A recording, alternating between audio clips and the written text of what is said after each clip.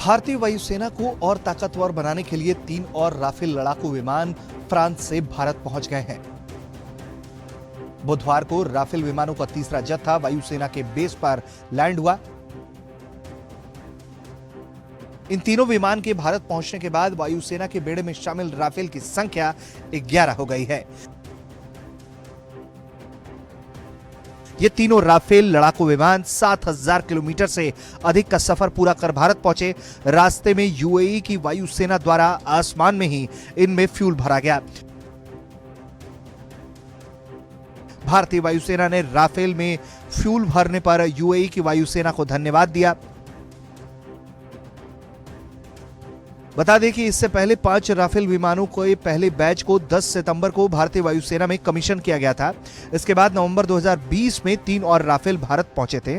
इसके बाद अब और 3 विमान भारत आ गए हैं। इस तरह से कुल 11 राफेल भारतीय वायुसेना के बेड़े में शामिल हो गए हैं।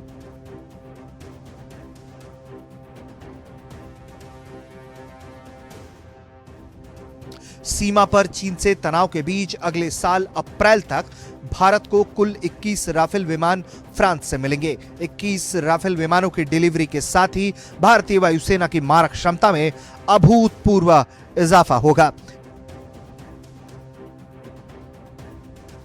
21 विमानों की डिलीवरी मिलने के साथ ही 18 राफेल लड़ाकू विमानों के साथ ही गोल्डन एरो स्क्वाड्रन भी पूरा होगा, जबकि 3 विमानों को हाशिमारा एयरबेस पर तैनात किए जाने की बात कही जाती है। हाशिमारा एयरबेस पश्चिम बंगाल में भारत की पूर्वी सीमा पर स्थित है। यहां पर तैनाती से चीन की ओर से पेश किसी भी संभावित खतरे से भारत बखूबी निपट पाएगा। भारत ने फ्रांस के साथ 36 लड़ाकू विमानों के लिए सौदा किया है। भारतीय सेना खुद को मजबूत करने में लगातार जुटी हुई है। इसी क्रम में हथियारों के खरीद के साथ वह स्वदेशी हथियारों पर भी जोर दे रही है।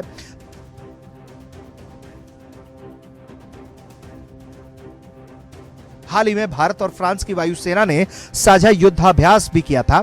दोनों देशों की वायुसेना के इस युद्धाभ्यास को डेजर्ट नाइट का नाम दिया गया, जिसकी शुरुआत राजस्थान के जोधपुर में हुई थी।